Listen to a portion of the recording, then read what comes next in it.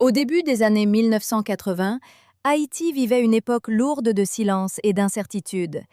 Le pays était dirigé par le dictateur Jean-Claude Duvalier, que beaucoup appelaient intimement Baby Doc. Dans les villes comme dans les campagnes, la vie suivait son cours. Les marchés s'animaient dès l'aube, les paysans travaillaient la terre sous le soleil des plaines, et les enfants remplissaient les ruelles de leurs rires. Mais bientôt, une rumeur étrange commença à parcourir le pays.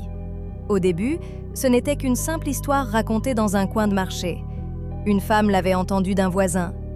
Un chauffeur de tap-tap disait l'avoir entendue dans une autre ville. Puis une autre histoire apparut. Et encore une autre. Toutes racontaient la même chose. Des gens disparaissaient pendant la nuit.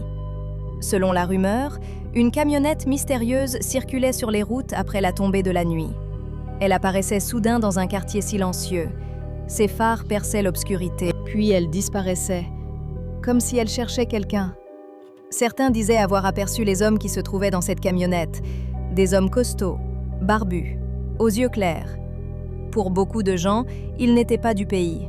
Et bientôt, des noms drôles commencèrent à circuler dans les conversations.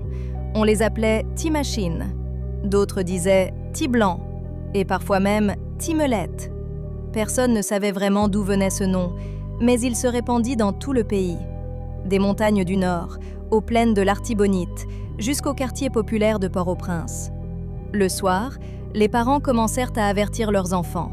« Parete deyot wata, Timachine qu'a passé prend où?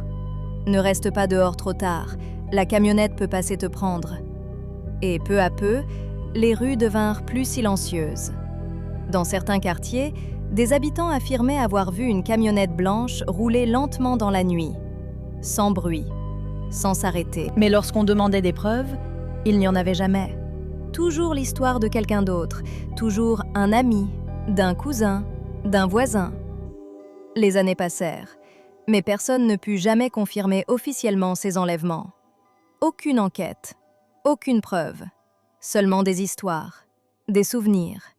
Et cette phrase que toute une génération se rappelle encore. Pa matche la nuit.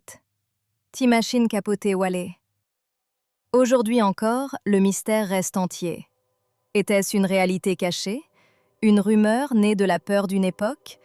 Ou simplement une légende devenue trop grande pour disparaître? Une chose est certaine. Pendant plusieurs années en Haïti, beaucoup de gens regardaient derrière eux lorsqu'ils entendaient le bruit d'une camionnette dans la nuit.